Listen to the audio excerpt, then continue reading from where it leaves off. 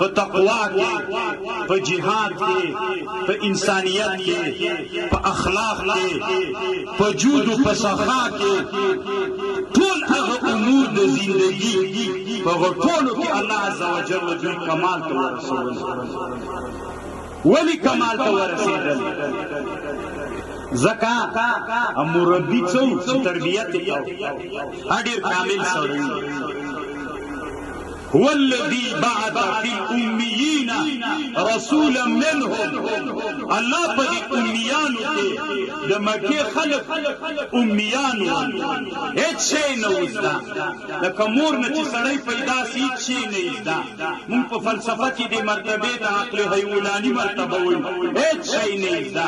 حیولا د صورت جسمي او صورت نوعي دواړو نه مبرا وي په دې مرتبه کې نه وي، د صورت جسمي او صورت نوعي او مرسلنۍ د دغې مرتبه کې خو الله هغه نبي راولي بعث في الأميين رسولا منهم. قرآن کې تلاوت او قرآن د هغو انسانانو اصلاح وکړله. څنګه اصلاح؟ کم اصلاح؟ داسې اصلاح چې ورې د رسول الله په مدرسه کې چې یو سړی تربیت شي هغه په کور نه پاتې کېږي. دغه ارادې بیا دا وي زه داسې مدرسه کې تربیت شوی یم، ما داسې مدرسې شاګردي کړې، زه باید کښېننم، زه باید اسلام نورو خلکو ته هم ورسوم. د کابل په مځکه کې یو صحابي مدفون دی، تمیم ابن اسید ابو رفاعه العدوي. دی د مکی صحابي د مکی ده، خلکو کې مشهوره داسې ده وایي تمیم انصار. د انصار ټکه غلط، دا صحیح نه ده، دا انصار نه ده، دا مکی صحابي ده. او په مسلم شریف کې یو حدیث هم روایت کوي دی.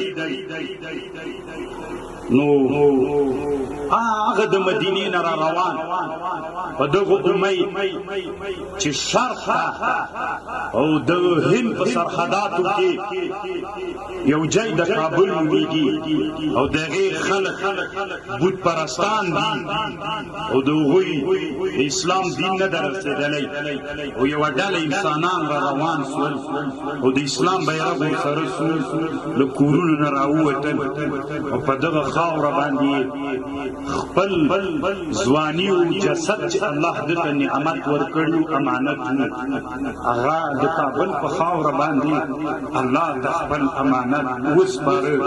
د پلرونو د اولادونو د زمنو د لمسیانو نه لرې دلته د کابل په مځکه باندې پروت او جسد یې چې الله امانت ورکړي دلته وسپاره.